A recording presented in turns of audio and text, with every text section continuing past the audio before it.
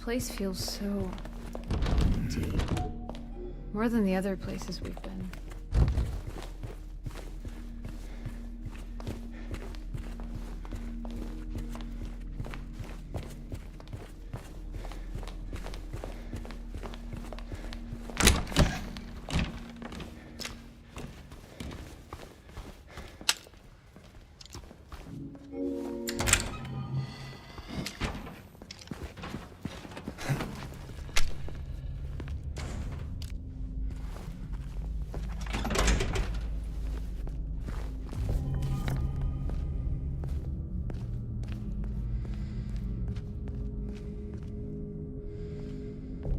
This one's open.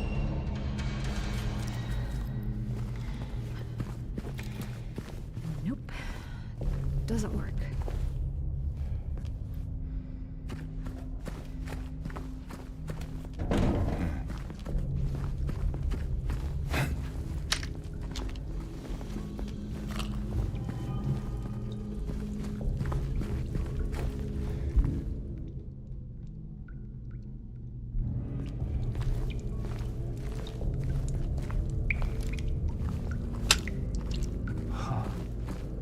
Generator. You think you could get it working? Might get the elevator running again. James?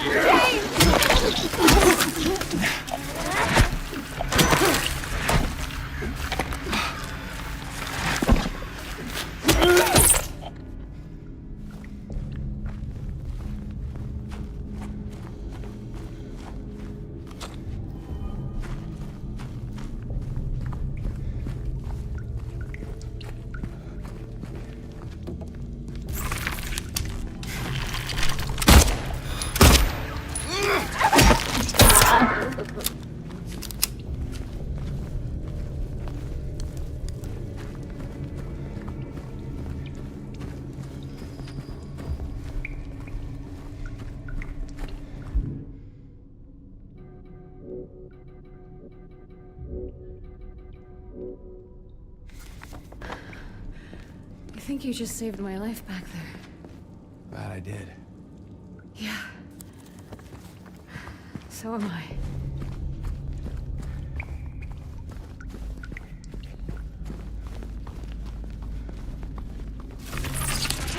One of those things.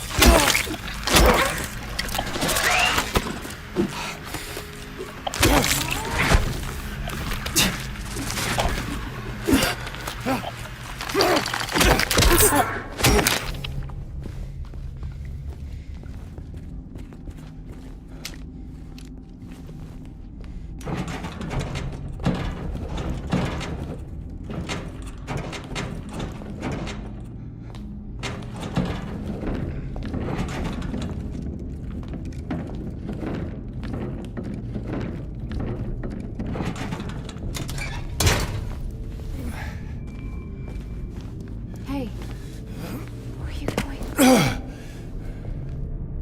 Don't worry. I'll be right back. Better.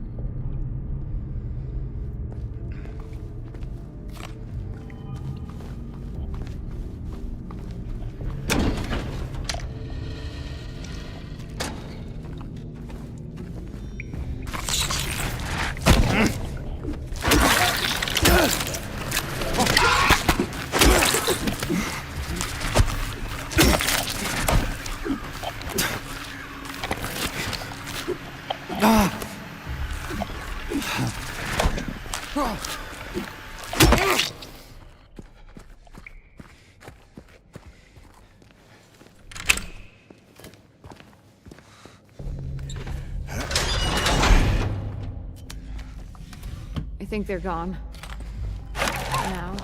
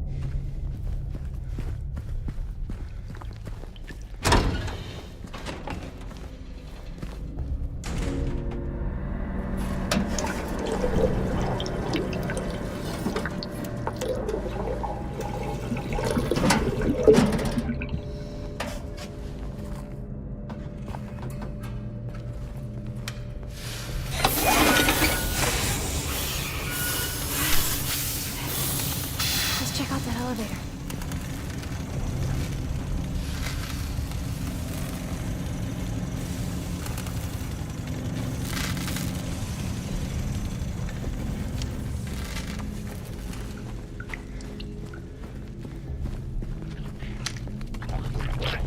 They're coming.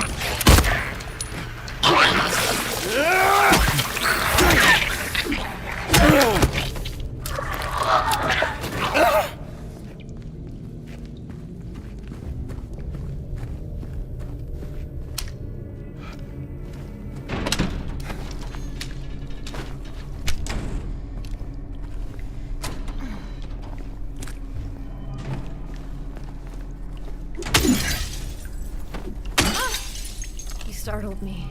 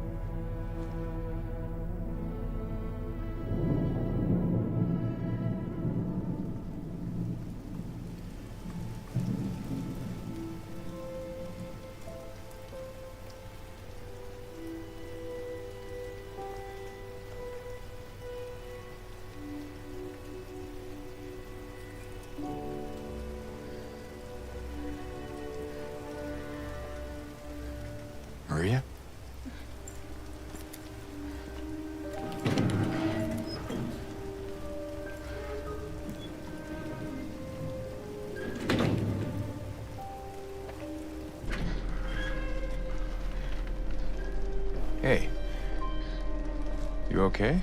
I'm sorry. That's fine. What's going on? Are you hurt? It's nothing. Probably just a hangover.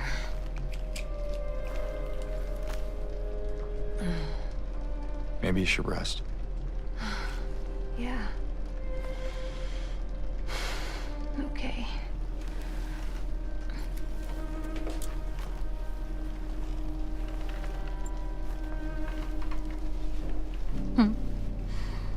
Hmm.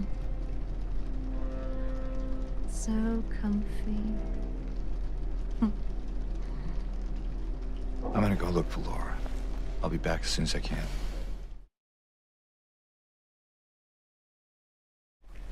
James?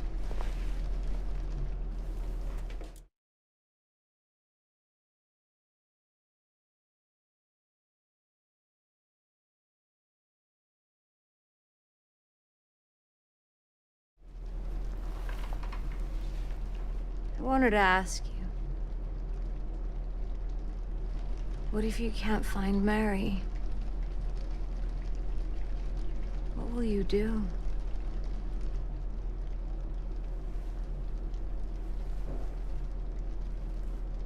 I haven't really thought about that.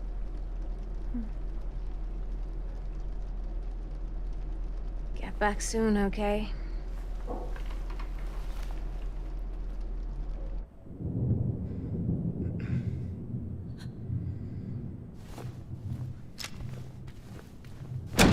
Now, where is that girl?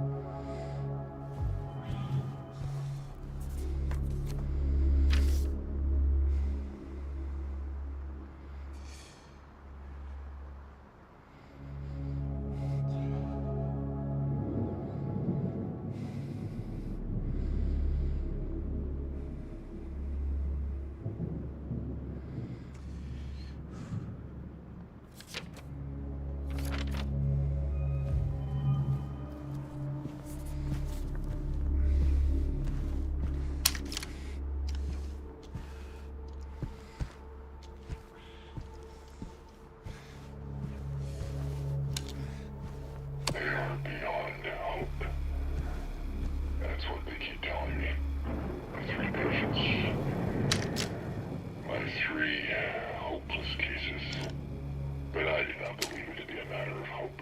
It is a matter of diligence, discipline, trial and error, of being as bold as one can be, to go as far as one needs to. I will find what it is that truly ails them, and I will cure them.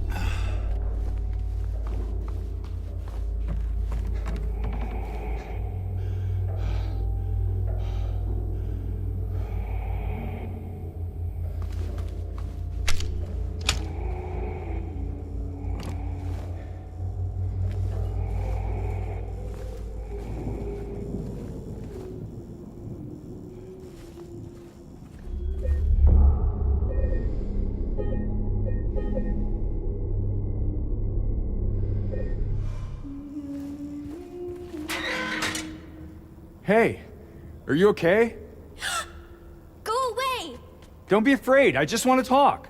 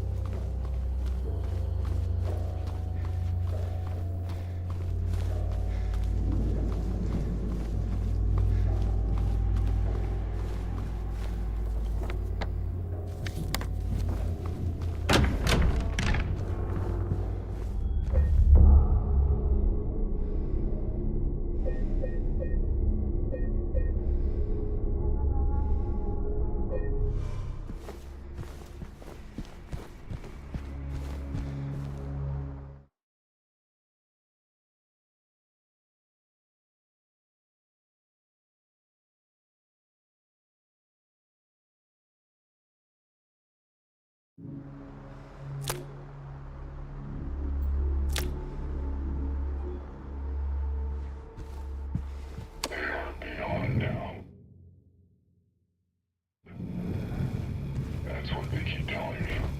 My 3 patients. My 3 hopeless cases.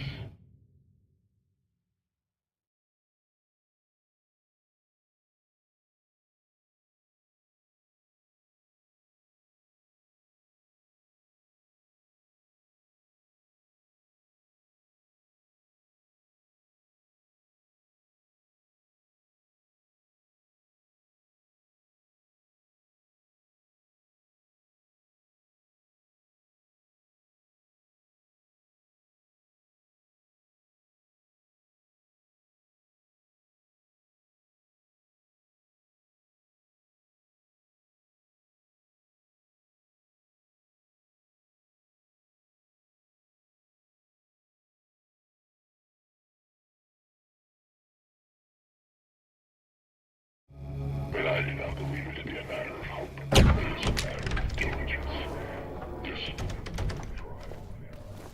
Being as bold as one can be, to go as far as one needs to.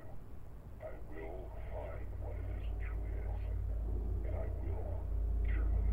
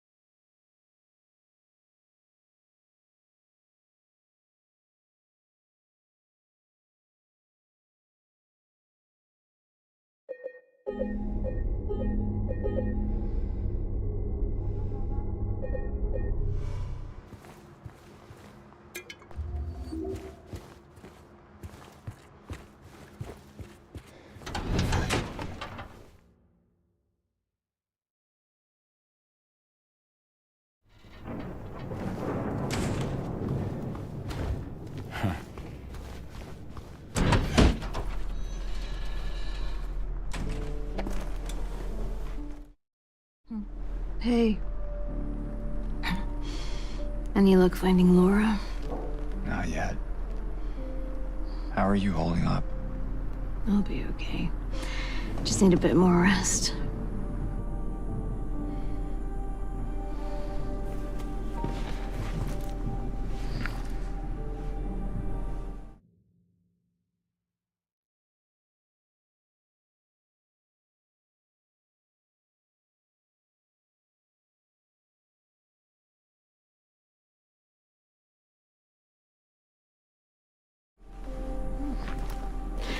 James. Thanks for checking up on me. It's very sweet of you. Yeah. Get some rest. I'll be back soon.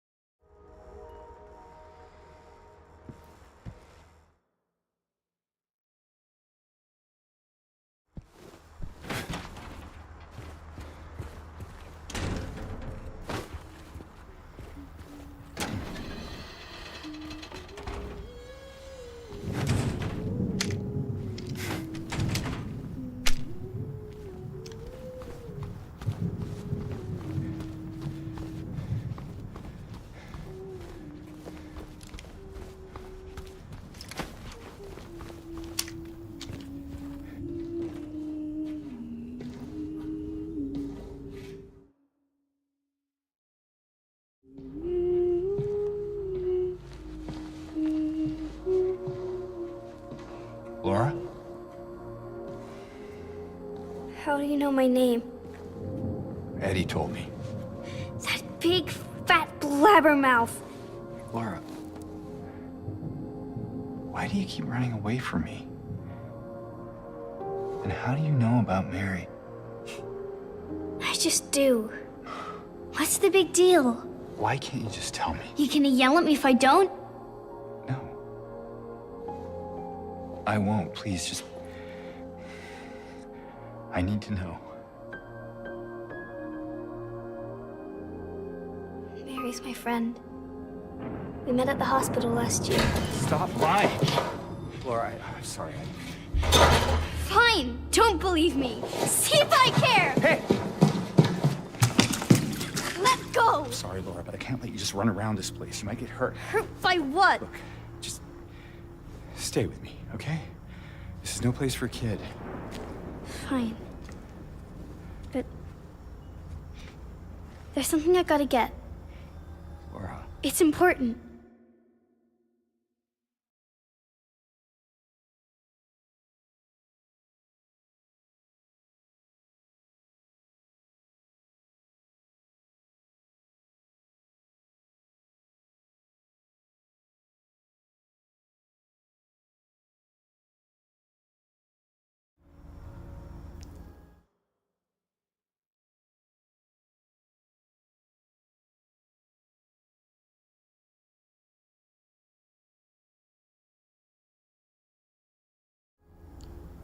What is it? A letter. For Mary. What? I hid it. In there.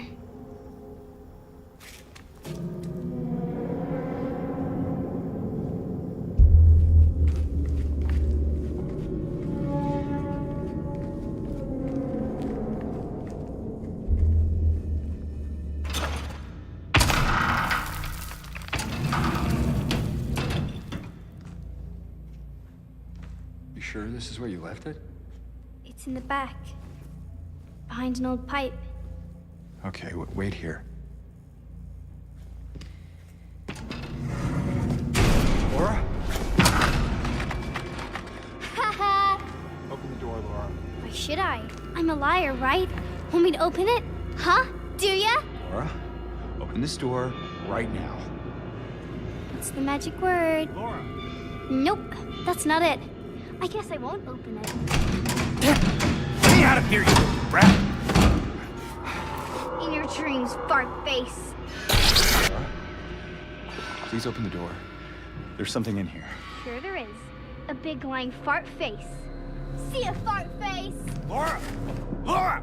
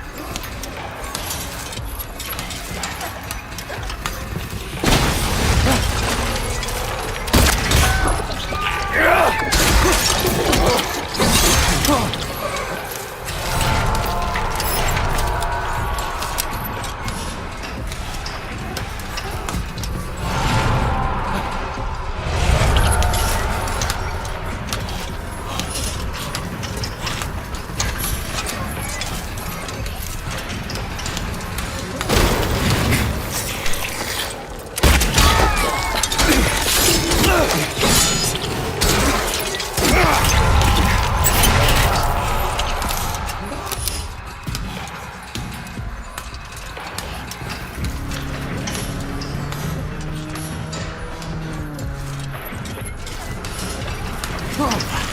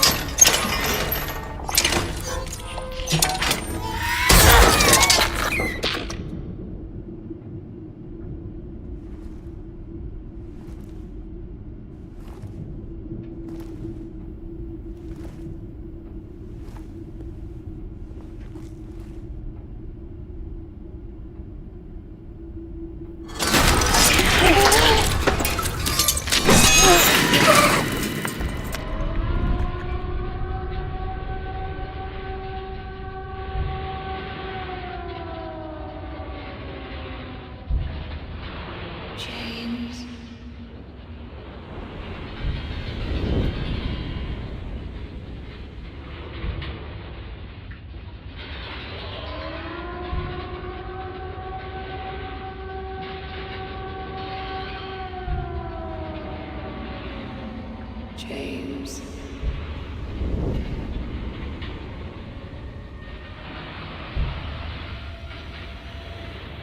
James.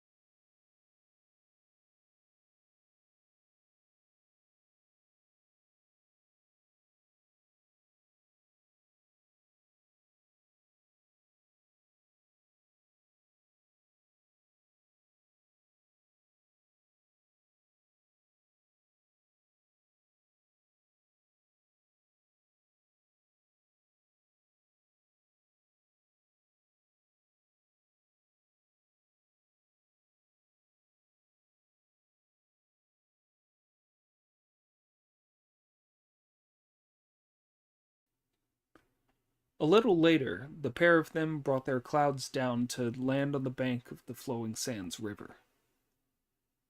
Recognizing Huion as Moxa the novice, Pig led his master forward to meet him. When Moxa had exchanged courtesies with Sanzang, he greeted Pig. Then Pig said, "Thanks to your holiness's instruction, I was able to meet the Bodhisattva, and since then I have obeyed the Buddhist law and had the pleasure of becoming a monk.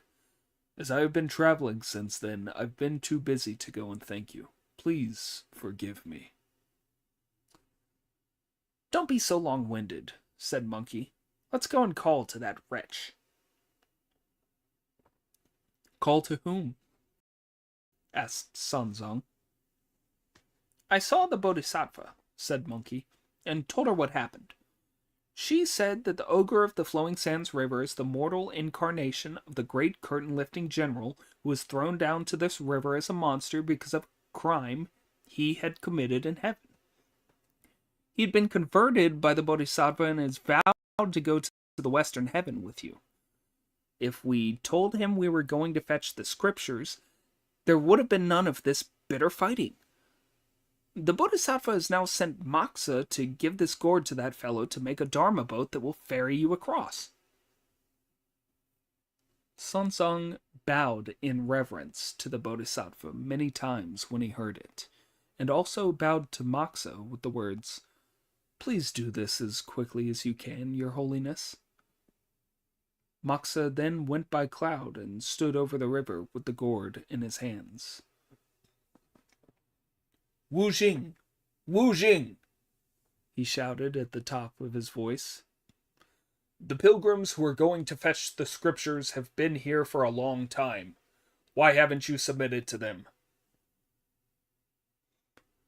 The ogre, who had gone back to the riverbed for fear of the Monkey King, was resting in his den when he heard his Buddhist name being called and realized that this was a message from the Bodhisattva Guanyin. On hearing that the pilgrims were there, his fears of being attacked melted away, and he pushed his head up through the waves to see it was Moxa the novice. Look at him as he bows to Moxa, his face wreathed in smiles. "I'm sorry I did not welcome you properly, Your Holiness," he said. "Where is the Bodhisattva?" "She didn't come," Moxa replied. "She sent me to tell you to be the Tang priest's disciple. You are to take the 9 skulls you wear around your neck, arrange them with this gourd in the pattern of the 9 sacred palaces, and make a Dharma boat to ferry him across this weak water." "Where is the pilgrim?"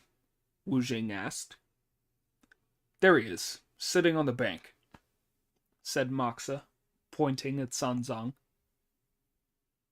Wu Jing then noticed Pig and said, "I don't know where that bloody creature is from, but he fought with me for 2 whole days and never said a word about fetching scriptures. And as for this one," he added, noticing Monkey, "he's that one's accomplice and a real terror. I'm not going with them." "That one is Zhu Beiji, and this one is Brother Monkey. They are both disciples of the Tang priest who have been converted by the Bodhisattva, so you have nothing to fear from them. Let me present you to the Tang priest." Wu Jing put his staff away, straightened his yellow brocade tunic, jumped ashore, knelt before the Tang priest, and said, "Master, your disciples' eyes have no pupils in them. I beg you to forgive me for attacking your followers, instead of recognizing who they were." "You pustule," said Pig. "Why did you fight me instead of submitting? What did you mean by it?" "You can't blame him, brother," said Monkey. "We didn't tell him our names or even mention fetching the scriptures." "Do you believe in our teachings with all your heart?" Sanzang asked. "I was converted by the Bodhisattva," Wu Jing replied, and she gave me this river's name as a surname, and called me by the Buddhist name of Sha Wu Jing, or Sand Awakened to Purity. So, of course, I must follow you, Master. In that case, said Sanzong, bring the razor over, monkey, and cut his hair off. The great sage obediently shaved the monster's head, who then bowed to Sanzong, monkey, and pig with appropriate degrees of reverence. When Sanzong saw him do this just like a real monk, he gave him another name, Friar Sand. Now that you have entered the faith, said Moxa, there's no need to waste time talking. Make that Dharma boat at once. Friar Sand took the skulls from round his neck without delay and tied them into the pattern of the 9 palaces, with the Bodhisattva's gourd in the middle. Then he asked Sanzong to board it, and Sanzong found, when he sat on it, that it was as stable as a small dinghy. Pig and Friar Sand supported him to left and right, while Monkey led the dragon horse through the clouds behind him, and Moxa stood above him on guard. Sanzong thus made a calm and windless crossing of the weak water of the flowing sands river. He moved with the speed of an arrow, and it was not long before he climbed ashore on the other side. He was neither wet nor muddy, and his hands and feet were completely dry. Thus it was that master and disciples trod on dry land again without any trouble. Moxa then landed his cloud and took back the gourd. The 9 skulls changed into 9 gusts of wind and disappeared. Sanzong bowed to Moxa to thank him and worshipped the Bodhisattva, after which Moxa returned to the Eastern Ocean, while Sanzong remounted and headed west. If you don't know when they won their reward and fetched the scriptures, listen to the explanation in the next chapter. Chapter 23. Sanzong does not forget the basic. The 4 holy ones have their piety tested. Long is the road as they travel west. In the rustling autumn breeze, the frost-killed flowers fall. The cunning ape is firmly chained. Do not untie him. The wicked horse is tightly reined. Don't whip him on. The mother of wood and father of metal were originally combined. Between the yellow mother and the red babe, there was no difference. When the iron pill is bitten open, truth is revealed. The Prajna Paramita has reached that person. Although this book is about the journey to fetch the scriptures, it never leaves the subject of how the individual strives for the basic. The 4 of them, having understood the truth, shaken off the chains of the mortal world, and leapt away from the flowing sands of the sea and of nature, headed along the main road west, free of all impediment. They crossed blue mountains and green rivers, and saw no end of wild flowers. The time flew by, and before long it was autumn. They saw hills covered with red maple leaves, yellow chrysanthemums braving the evening breeze, aging cicadas singing with less vigor, autumn crickets longing for the days of plenty. The lotus was losing its green silken leaves. The fragrant orange tree was massed with golden globes. Lines of wild geese, alas, spread out like dots across the distant sky. As they were traveling along one day, evening drew in, and Sanzong said, "Where are we going to sleep, disciples, now that it's getting late?" That's not the right thing to say, master, said Monkey. We monks are supposed to eat the wind and drink the rain, and sleep under the moon and in the frost. Our home is wherever we are, so why ask where we're going to sleep? You may think that you've had an easy journey, said Pig, but you don't give a damn about other people being tired. Ever since we crossed the Flowing Sands River, we've been going over mountain ranges, and this heavy load has fairly worn me out. We've got to find a house where we can bag some tea and food and have a good rest. It's only fair. It sounds to me, idiot, as though you're having regrets, said Monkey. I'm afraid you can't have such an easy life now as you did back in Gao Village. If you want to be a monk, you have to suffer. It's the only way of being a true disciple. How heavy do you think this load is? Pig asked. I haven't carried it since you and Friar Sand joined us, so how should I know? Monkey replied. Just add it up, said Pig. There are 4 bundles wrapped in yellow bamboo mats, 8 ropes of assorted lengths. Then, to keep out rain and damp, 3 or 4 layers of felt around it. The carrying pole is terribly slippery, with nails at either end.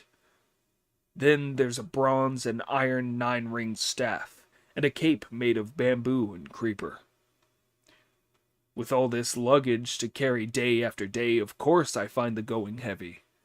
While you're allowed to be the master's disciple, I'm treated as a hired hand. Who do you think you're talking to, idiot? Monkey asked. I'm talking to you, elder brother, said Pig. You shouldn't be complaining about this to me, Monkey replied. My job is to look after the master's safety, while you and Friar Sand look after the horse and the luggage. If there's any slacking from you, you'll feel a heavy stick about your ankles. Don't threaten me with a beating, brother, said Pig. That would be bullying. I know that you're too high and mighty to carry the luggage, but the master's horse is a big, sturdy animal to be carrying only one old monk. I'd be very happy if it could carry a few pieces of luggage. Do you think he's a horse? Monkey asked. He's no ordinary horse. He was the son of Al Run, the Dragon King of the Western Sea, and his name is Prince Dragonhorse. Because he burnt the palace pearls, his father reported on him as an offender against the heavenly code. Luckily for him, his life was saved by the Bodhisattva Guanyin, and he waited a long time for the master in the Eagle's Sorrow Gorge. He was honored by another visit from the Bodhisattva, who took off his scales and horns, removed the pearls from under his neck, and turned him into this horse, which was sworn to carry the master to the Western Heaven to visit the Buddha. This is a matter of winning merit for himself, so you'd better leave him alone. Is he really a dragon? Asked Friar Sand when he heard this. Yes, Monkey replied. I've heard an old saying, Pig remarked, that dragons can breathe out clouds, make the dust and sand fly, pull mountain ranges up by their roots, and turn oceans upside down. How is it that he's moving so slowly now? If you want to see him go fast, Monkey replied, I'll make him go fast for you. The splendid great sage gripped his iron cudgel, and countless luminous clouds sprang from it. When the horse saw him grab the cudgel, he thought he was going to be hit with it, and in his terror he shot off at the speed of lightning. Sunzong was too weak to rein him in, as the equine dashed up the mountainside for all his evil nature was worth, before he slackened his pace. When Sunzong began to get his breath back, he looked up and saw some fine houses in the shade of a bamboo grove. Cypresses were bending over the gates. of the houses near the Blue Mountain. There were several spreading pines and some molded bamboo. Wild chrysanthemum outside the fence, beautiful in the frost. The orchid by the bridge reflected red in the water. A whitewashed, plastered wall surrounded it. Handsome was the lofty hall, peaceful the main building. There was no sign of oxen or sheep, or chickens or dogs. It seemed to be the slack season after harvest. Sunzong stopped the horse to take a longer look, and then he saw Monkey and the others arrive. "You didn't fall off the horse, master?" asked Monkey. "You gave this horse a terrible fright, you filthy ape," Sunzong said, "but I kept my seat." "Don't tell me off, master," said Monkey, putting on a smile. "It was only because Pig said the horse was going too slowly that I made him speed up a bit." The block-headed Pig, who had been running quite fast after the horse, was puffing and panting as he mumbled, "Enough of this. When you're bent double, you can't relax. Although I'm carrying a load so heavy I can't pick it up, you make me go running after the horse." "Disciple," said Sanzong, "do you see that farm over there? Let's ask if we can spend the night there." Monkey immediately looked up, saw that the sky above it was full of clouds of blessing, and knew that the farm had been miraculously produced by the Buddha or some immortals. Not daring to give away the secrets of heaven, however, he only said, "Splendid, splendid! Let's ask if we can lodge there." Dismounting from his horse, Sanzong saw a gatehouse with pillars like elephants' trunks and beams that had been painted and carved. Friar Sand put down the carrying pole, and Pig said as he held the horse, "This is a very wealthy house." Monkey was on the point of going in when Sanzong said, "No, we men of religion should avoid incurring suspicion. You mustn't go charging in. We should wait till somebody comes out and then politely ask for lodging." Pig tethered the horse at the sloping base of the white wall, while Sanzong sat on a stool, and Friar Sand and Monkey sat beside the steps. When nobody appeared for a long time, Monkey jumped up impatiently and went through the gate to have a look. He saw a large hall facing south, whose tall windows were shaded with bamboo curtains. Over the doorway, dividing the inner and outer parts of the house, was a horizontal landscape painting symbolizing long life and blessings, and on the gold-painted columns flanking the door was a pair of scrolls reading, "The tender willow leaves sway in the evening by the bridge. When the plum blossom looks like snowflakes, it is spring in the courtyard." In the middle of the room there was an incense table whose black lacquer had been polished, an ancient animal-shaped bronze incense burner standing on it, and 6 chairs. Pictures of the 4 seasons were hung on the walls at either end of the hall. As Monkey was peeping inside, he heard footsteps from behind the door at the back. A woman, neither old nor young, came out and asked in a charming voice, "Who was forced his way into this widow's house of mine?" The great sage hastened to greet her respectfully and say, "I am a humble monk from the great Tang in the east, under imperial orders to go to the west to worship the Buddha and ask for the scriptures. There are 4 of us altogether, and since our journey has brought us this way, as evening is drawing in, we have come to your mansion divine patroness, to beg for a night's lodging. She returned his greeting with a smile and said, "Where are the other 3 gentlemen, venerable sir?" At which Monkey shouted, "Master, come in!"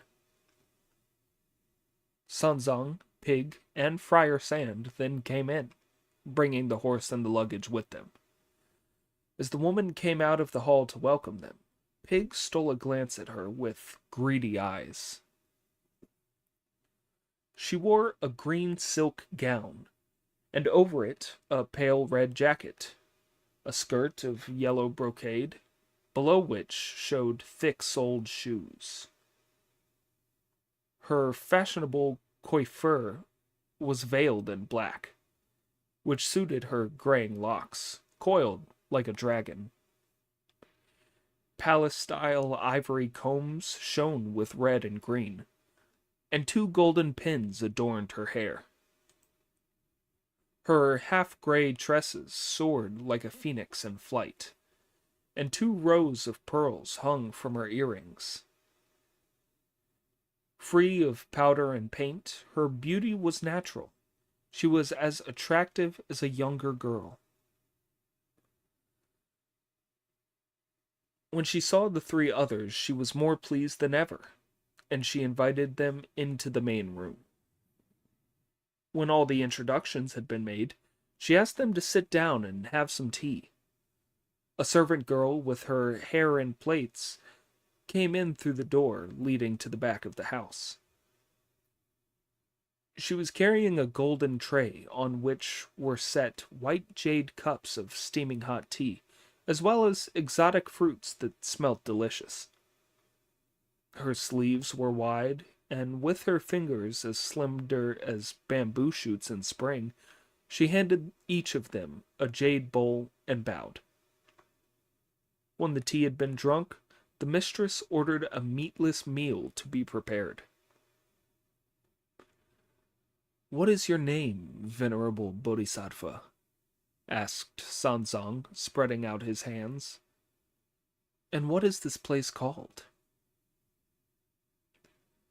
"This is the western continent of Cattlegift, or Godania," she replied. "My maiden name is Xia, and my husband's name was Mo. In my childhood, I had the misfortune of losing both of my parents, and I married to continue the ancestral enterprise. Our family is worth 10,000 strings of cash, and we own 15,000 acres of good arable land. We were not fated to be given sons, and we only had 3 daughters. The year before last, I suffered the great misfortune of losing my husband. I've remained a widow, and this year I have come out of mourning. There are no other relations to inherit the family estate besides myself and my daughters. I would like to remarry, but not at the price of abandoning the estate. Now that you have come here, venerable sir, with your 3 disciples, I think it should be you. I and my 3 daughters want to marry while staying at home, and you 4 gentlemen would suit us nicely. I wonder if you would be prepared to consent." Sanzong sat there pretending to be deaf and numb, with his eyes shut and his mind kept calm. He made no reply. "We have over 4,000 acres each of irrigated land, dry land, and orchards on hillsides," she continued, "as well as over 1,000 head of oxen and water buffalo, herds of mules and horses, and more pigs and sheep than you could count. There's 60 or 70 farm buildings and barns. We have more grain in the house than we could eat in 8 or 9 years, and more than enough silk to clothe us for a decade, to say nothing of more gold and silver than you could spend in a lifetime. You'll be even better off than those ancients who stored spring behind brocade curtains and kept girls whose hair was heavy with golden pins. If you and your disciples are prepared to change your minds and live in this house as our husbands, you can enjoy wealth and ease. Wouldn't that be better than a difficult journey to the west? Sun Zong sat there silent, as if he were an imbecile. I was born at the hour U of the 3rd day of the 3rd month of the year Ding Hai, she continued. My late husband was 3 years older than me, and I am now 44. My eldest daughter, Jin Jin, is 19. My second, Ai Ai, is 17. And Lian Lian, the youngest, is 15. None of them have been betrothed. Although I am rather ugly myself, the girls are all quite good looking, and they all have the feminine accomplishments. As my late husband had no sons, he gave them a boy's education, teaching them to read the Confucian classics from an early age and training them to recite poems and make couplets. Although they live in this mountain farmhouse, you couldn't consider them boorish, and I think that they would be good partners for all you reverend gentlemen. If you were willing to broaden your outlook and let your hair grow, you could be the head of the family and wear silks and brocades. Wouldn't that be far better than your earthenware begging bowl, rough clothes, straw sandals, and rain hats? Sun Zong sat in the place of honor, as still as a child terrified by thunder or a toad soaked in a rainstorm. He seemed to be in a trance as he leant back with his eyes turned upwards towards the sky. Pig, however, felt an itch in his mind that was hard to scratch when he heard about all this wealth and beauty. He fidgeted on his chair as if needles were being stuck into his backside, and finally could bear it no longer. He went up to his master, tugged at his clothes, and said, "Master, why are you paying no attention to what the lady is saying? You really ought to take some notice." Sun Zong glared at him angrily, made a furious noise, and shouted at him to go away. "Evil beast," he said, "we are men of religion. It's disgraceful to allow yourself to be moved by the thought of wealth, honor, or sex." "Poor, poor things," said the woman with a smile. "What good can there be in being men of religion?" "What good can there be in being of the world, Bodhisattva?" Sun Zong replied. "Please sit down, reverend sir, while I tell you about the advantages of being in the world," she said. "There is a poem to describe it that goes, In spring we cut out linked diamond patterns and wear new silk. In summer we change to light gauze and admire the lotus. In autumn comes meat and delicious rice wine. In winter the house is warm and our faces are red with drink. We have all that's needed in the 4 seasons, the treasures and delicacies of the whole year. Brocade clothes, silken sheets, and a wedding night are better than plodding along and worshipping Maitreya." "Bodhisattva," said Sun Zong, "it is, of course, very good to enjoy wealth and honor with plenty of food and clothes and a family. But what you don't realize is that the religious life has advantages, which are described in this poem. It is no light matter to decide to enter religion. You have to demolish the love and gratitude you felt before. externals are created no longer, and your mouth is tightly shut. Negative and positive exist within your body. When all has been achieved, you face the golden gates. See your nature, clarify your mind, and return home. This is better than staying in the world to be greedy for blood and food, while your stinking flesh grows aged and decrepit. "You insolent monk!" the woman said in great anger. "If it weren't for the fact that you've come a long, long way from the east, I'd drive you out of my house. I invite you with all sincerity to marry us and enjoy our wealth, and you repay my kindness with insults. If you have accepted the prohibitions and made your vows, could you at least let me have one of your underlings as a son-in-law? Why are you being such a stickler for the rules?" As she had lost her temper, Sanzong had to soothe her, so he said, "Monkey, you stay here." "I've never been able to do that sort of thing," Monkey replied. "Why not let Pig stay?" "Stop teasing, elder brother," Pig said. "We should all decide on what's the best thing to do." "If neither of you will stay, I must ask Friar Sand to stay," said Sanzong. But Friar Sand replied, "What a thing to say, master.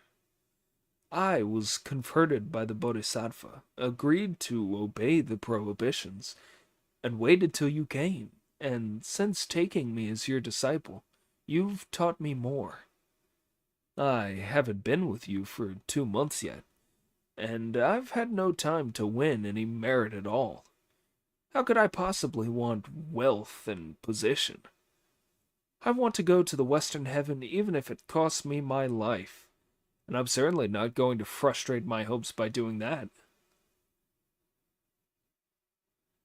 In the face of their refusals, the woman turned round, went out through the door leading to the back of the house, and slammed it behind her, leaving master and disciples outside with neither food nor tea. Nobody else came out to see them. "That's not the way to handle things, master," grumbled an angry Pig.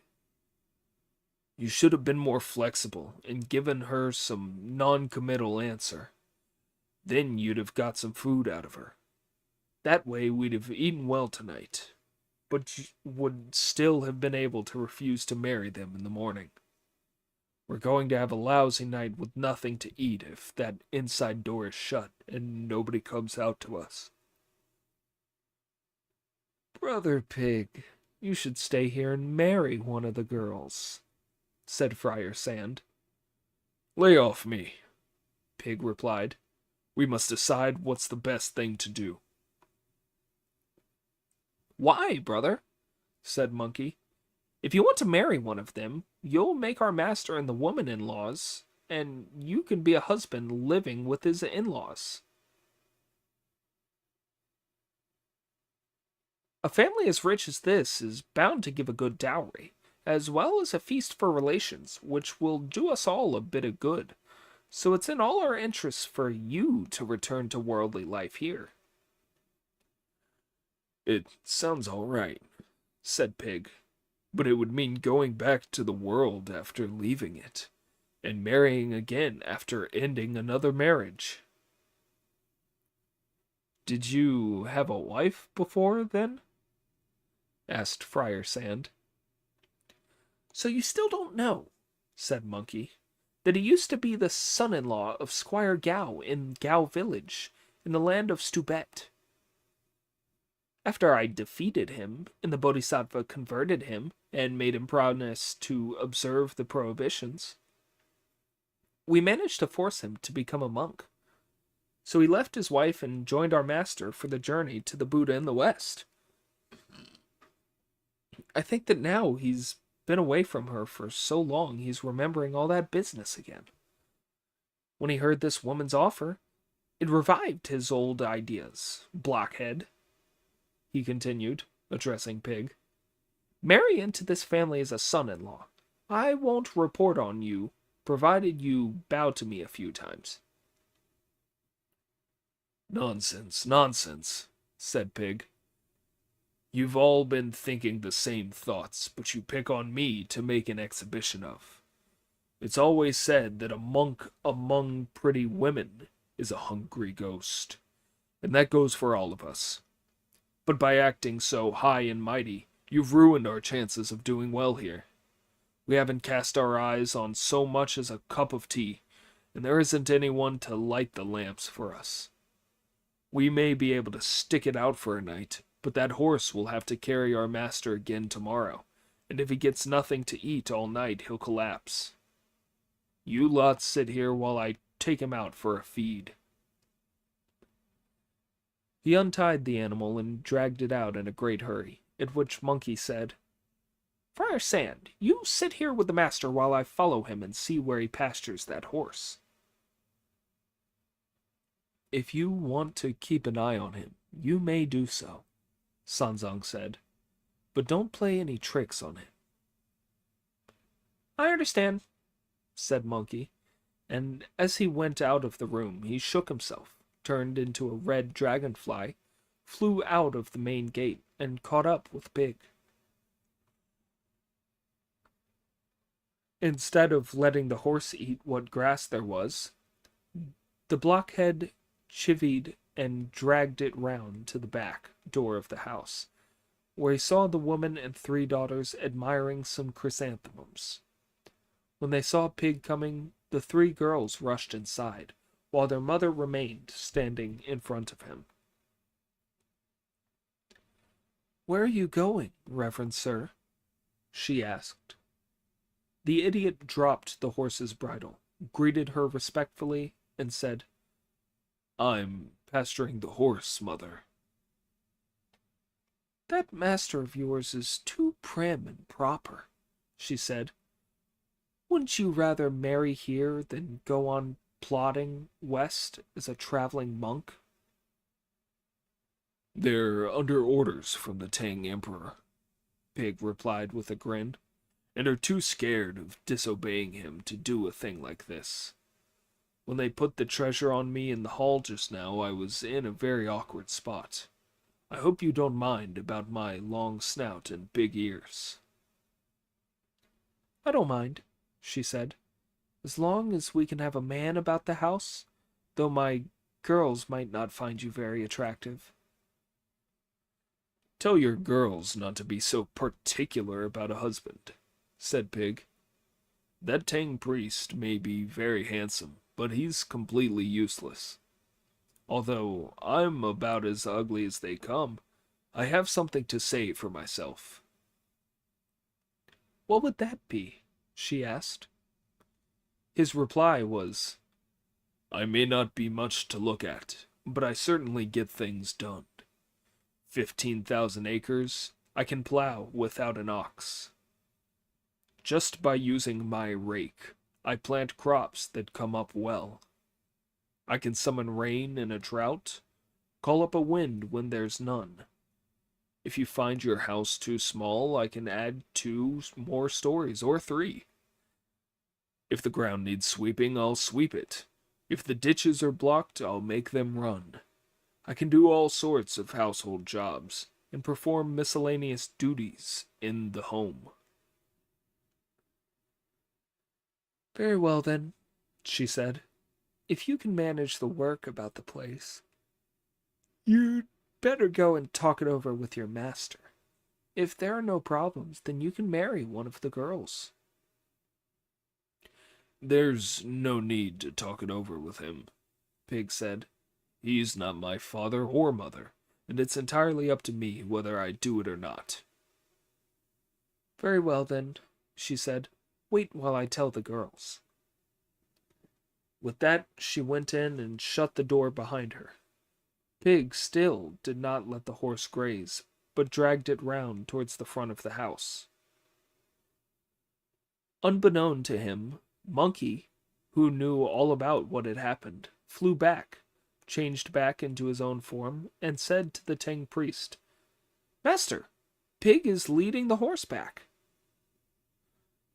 If he hadn't let it, it might have got excited and run away, Sunzong said, at which Monkey burst out laughing and told him all about what had taken place between Pig and the woman. Sunzong did not know whether to believe him or not. A moment later, the blockhead led the horse in and tethered it.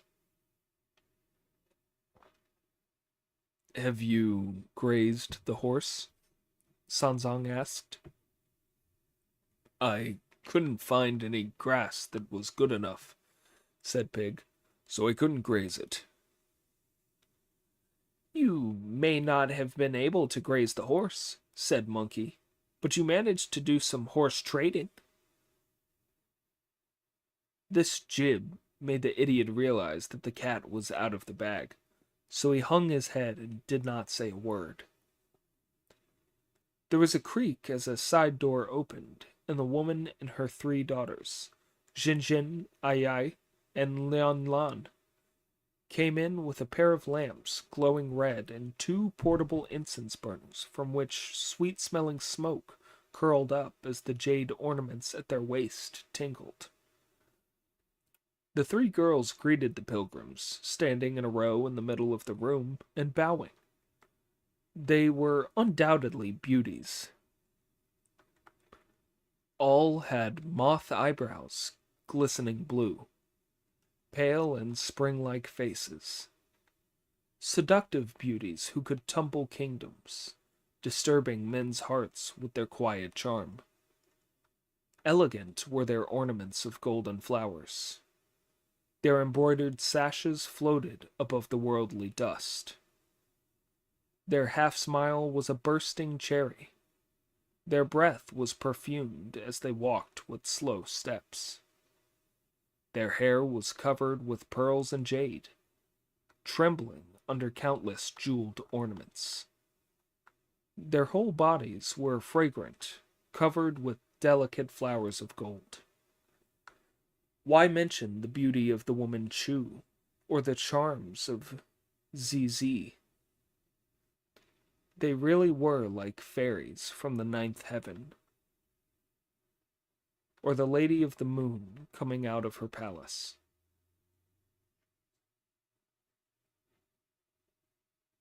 While Sanzang put his hands together and bowed his head, the great sage pretended not to notice, and Friar Sand turned away. But Pig gazed at them with a fixed stare, his mind seething with lewd thoughts as his lust overwhelmed him. "Thank you, divine angels, for coming to see us," he said, fidgeting. "But could you ask the girls to go, please, Mother?" The 3 girls went out through the door, leaving a pair of gauze-shielded lanterns behind them. "Will you 4 reverend gentlemen please decide which of you is to marry one of the girls?" the woman said. "We've already made up our minds that Mr. Pig is to be your son-in-law," Friar Sand replied. "Don't pick on me, brother," said Pig. "We should discuss this together."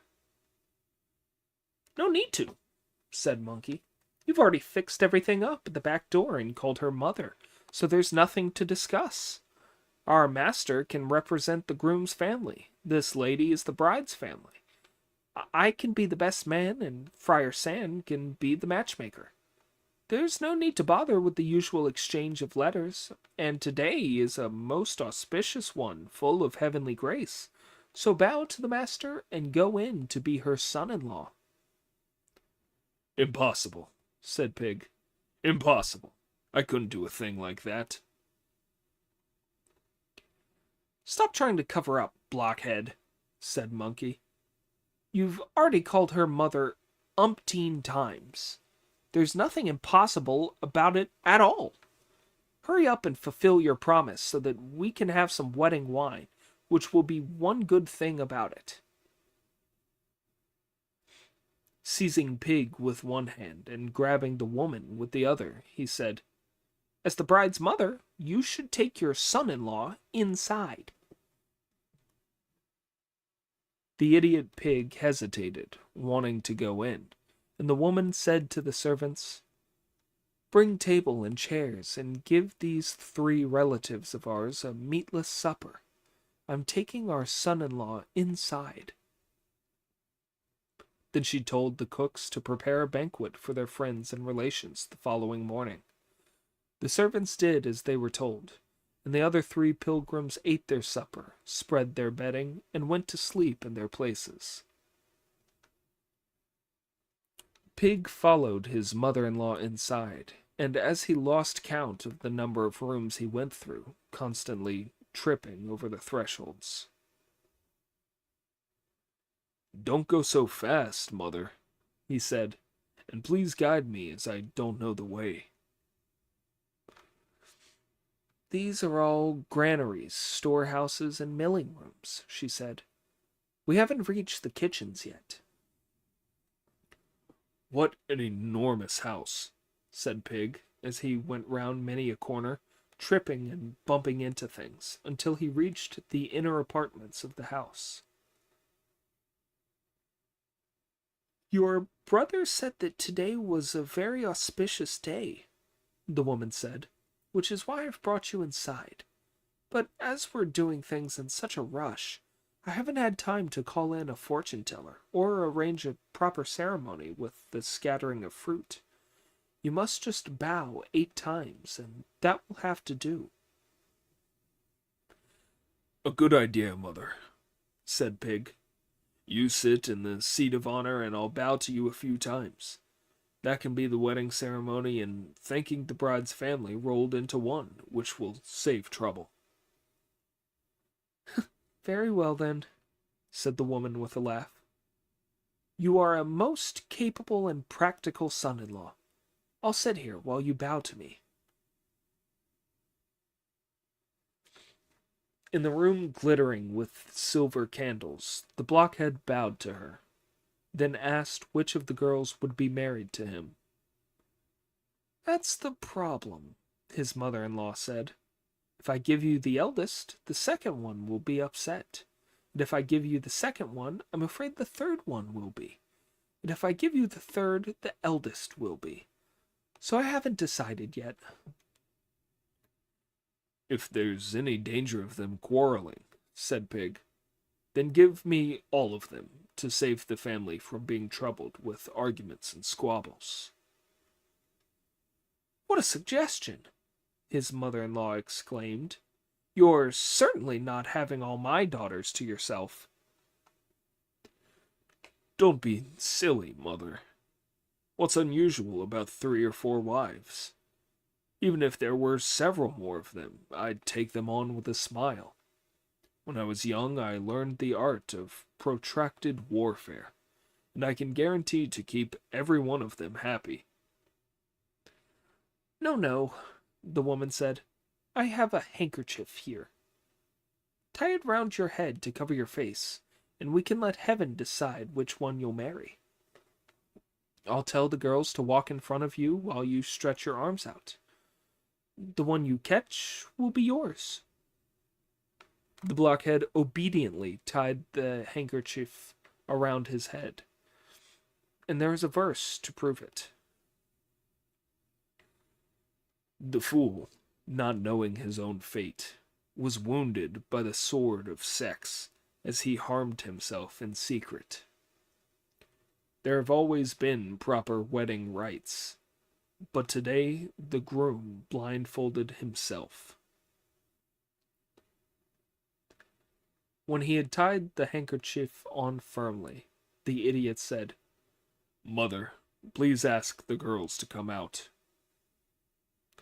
"Shin, ai ai, Lan Lan," she called. "Come out to see which of you heaven will marry to my new son-in-law."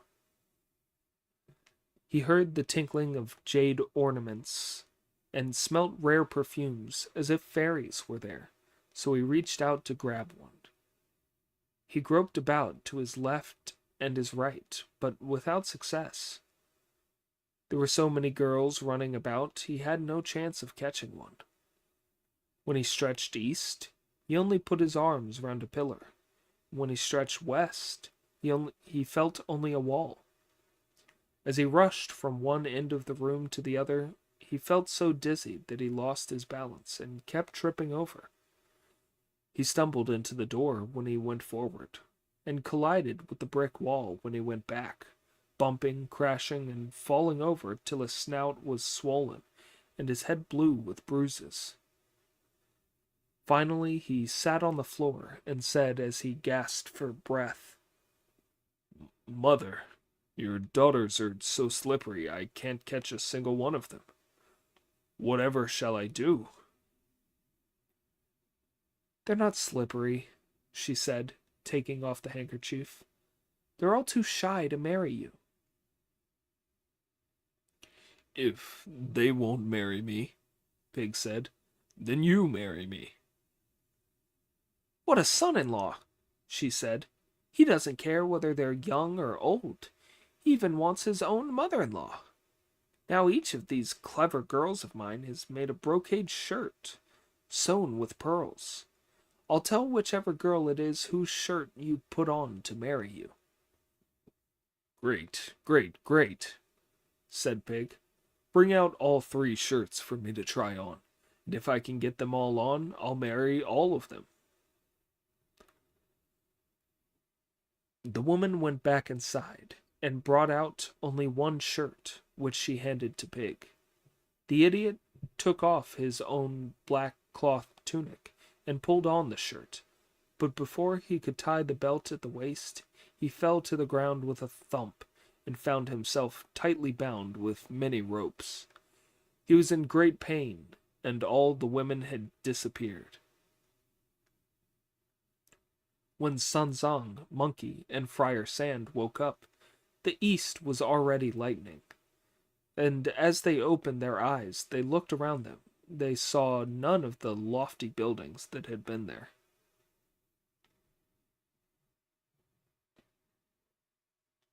There were no carved or painted beams or rafters either.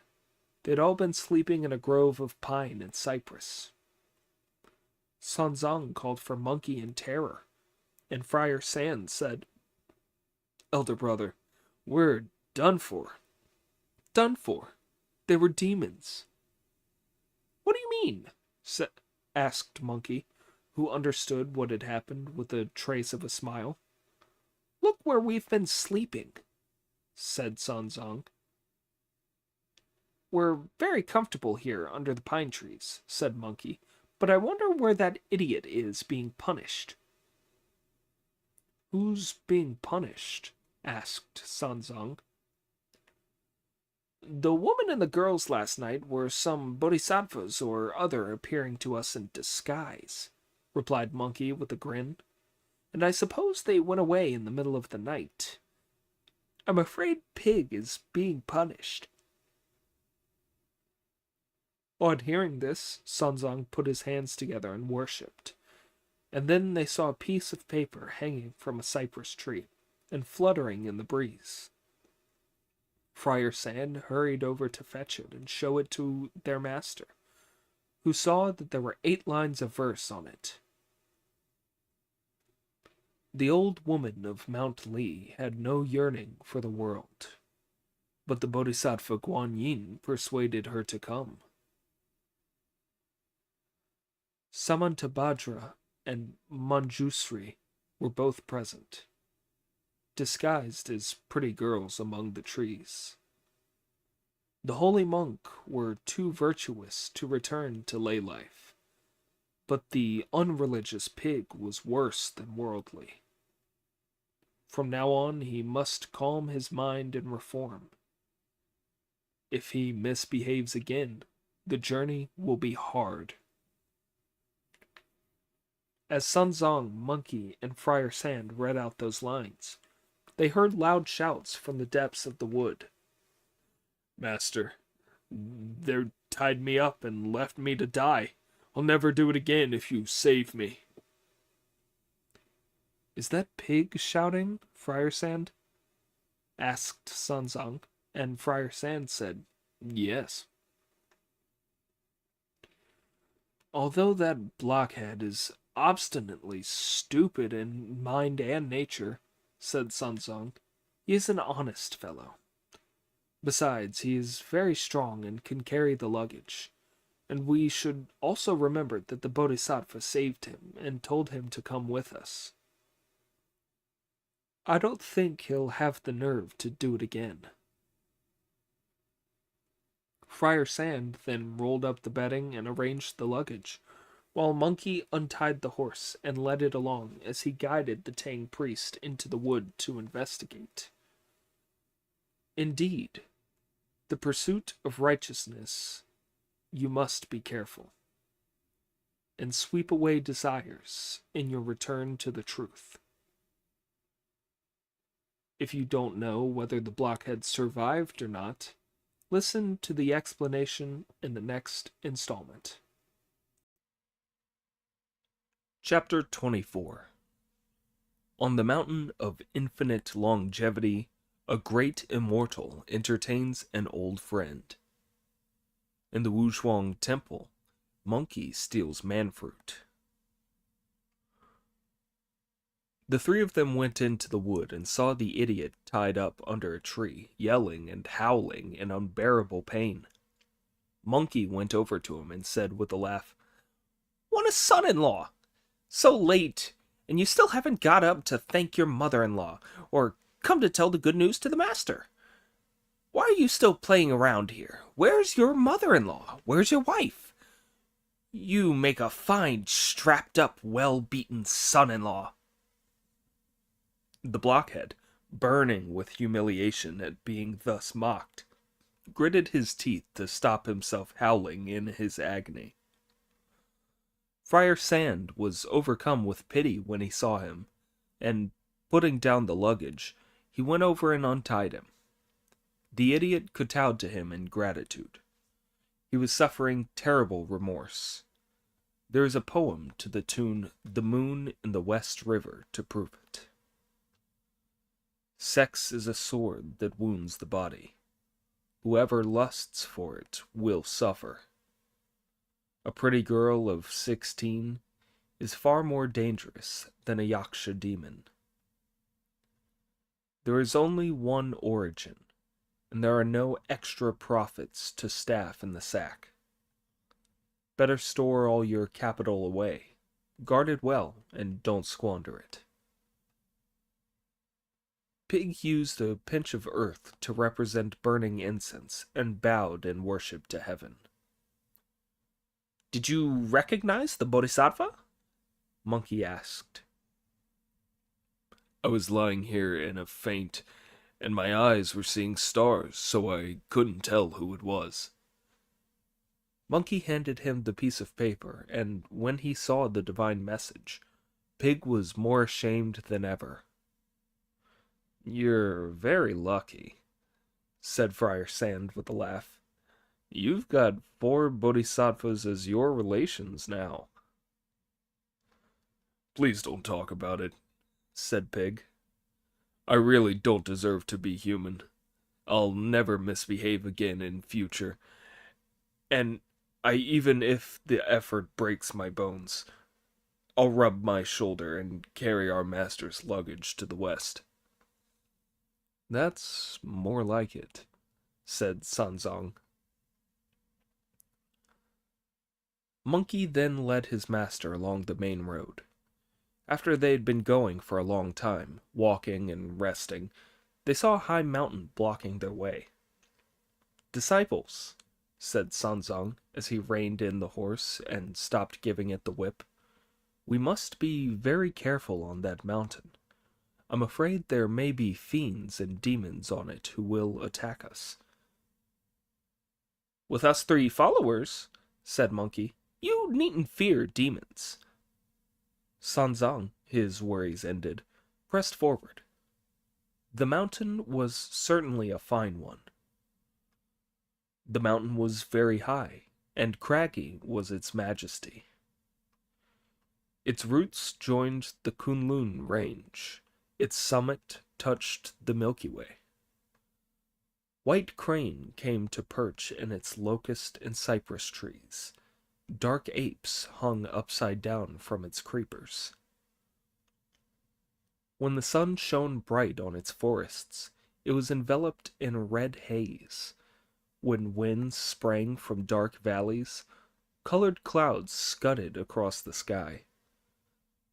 Hidden birds called in the green bamboo. Pheasants fought among the wild flowers. 1,000-year peaks, 5 blessing peaks, lotus peaks, majestically reflecting a delicate light. 10,000-year rocks, tiger-tooth rocks, 3 heavens rocks, wreathed in subtle and auspicious vapors. Luxuriant grass in front of the cliff, the scent of plum blossom on the ridge. Dense grew the jungle of thorns, pure and pale were the orchids. Deep in the woods, the birds gathered round the phoenix. In an ancient cave, a unicorn was chief of the animals. A delightful stream in a gully twisted and turned as it wandered around. Endless peaks coiled about in layer upon layer. Then there were the green locust trees, mottled bamboo, and bluish pines that had been competing in splendor for 1,000 years. White plum blossom, red peach, and emerald willows were brilliant as they vied in beauty during spring. Dragons called and tigers roared, cranes danced and apes howled. Deer emerged from the flowers, pheasants sang to the sun. This was a land of blessing, an immortal's mountain, just like Pinglai or Langwan. Flowers opened and withered on the mountaintop. Clouds came and went above the peaks along the ridge. Disciples, said Sanzong with delight as he sat on his horse.